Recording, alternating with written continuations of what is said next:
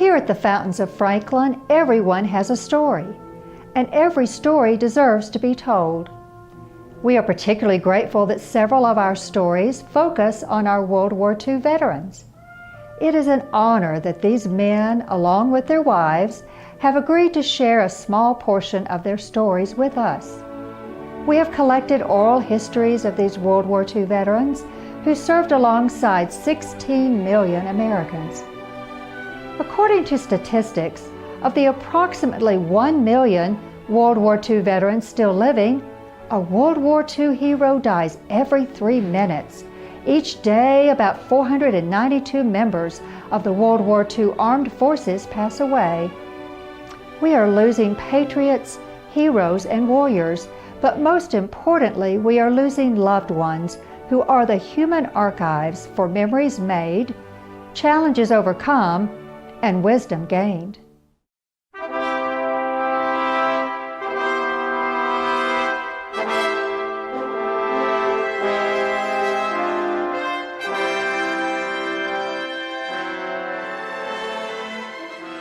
These are the men who laid their lives on the line to maintain the freedoms we Americans take for granted.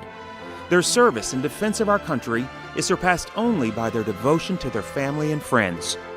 Fountains of Franklin pays tribute to those called to protect our freedoms.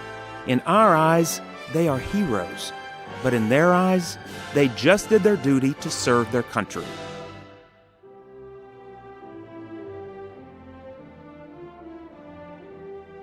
I was in the Army in the 752nd Tank Battalion and served in Italy.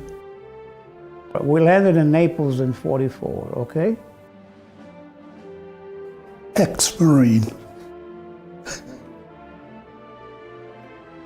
On D-Day, I was on a troop ship for 67 days in Wetumpka Harbor.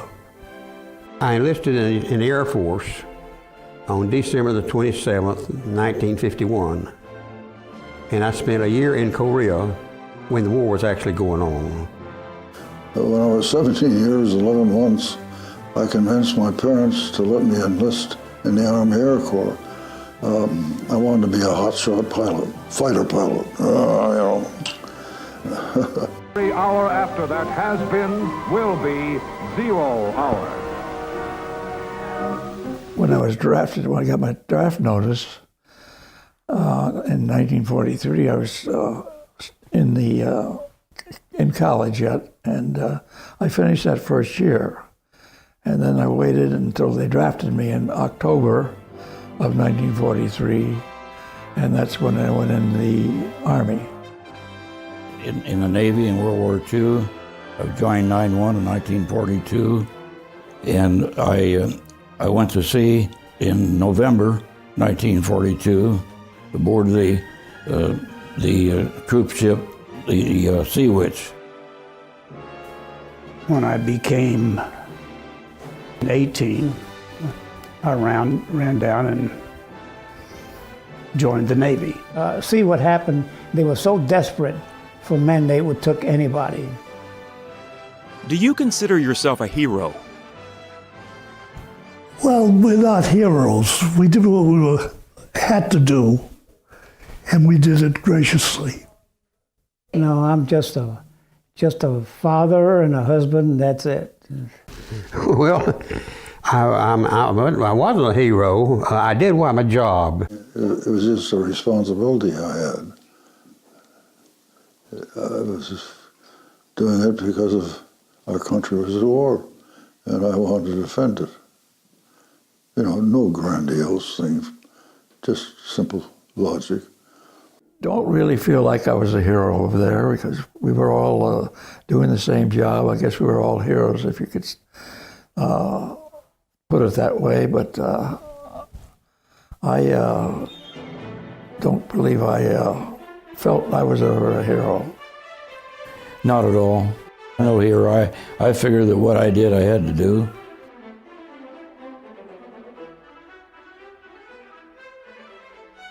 Well, war is not good. We in this country did not start the wars. We did not start World War II. We didn't start World War I. We didn't start the Korean War. We didn't start Vietnam. Somebody else started it. So there are people in the world that won't harm us or other countries. I received a Purple Heart from the wound I had on my leg back in November of '44. Just thought I was doing my job, and this is what we have to do. Either we get killed or they get killed. Sent on a reconnaissance mission to fly over Hiroshima, Tokyo, and back.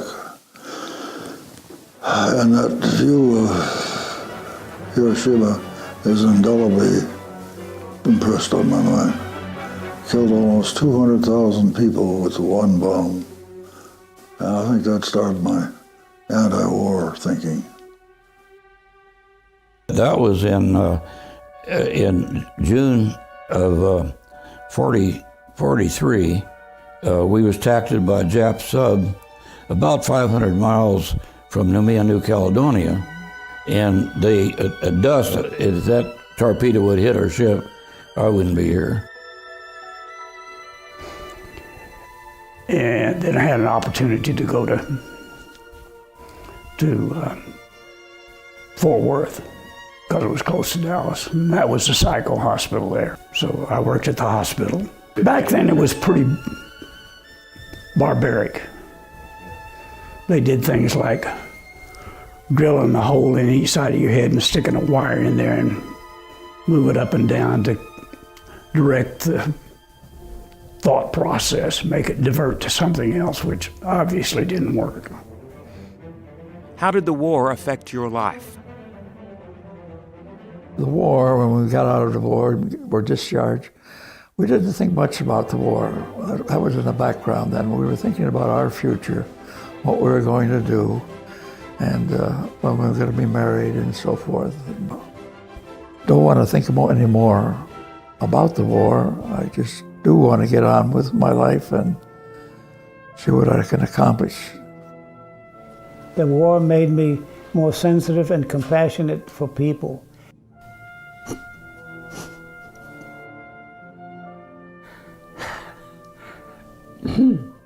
Never get used to it.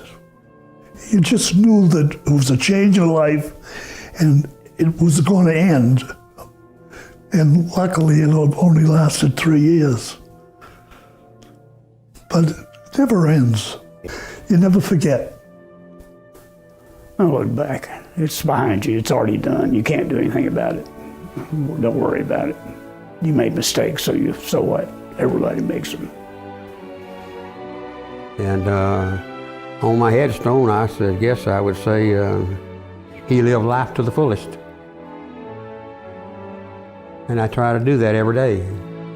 If I could say anything in the world about my life, at least I tried. How do you know happiness if you haven't been sad?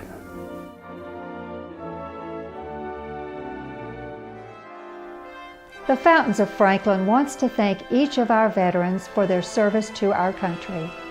We want to show the world the courage and resilience of these men as they fought to preserve our freedoms. This video is our way of saying, we treasure you. We will honor you. We will remember you. Thank you for allowing us to be a part of your story.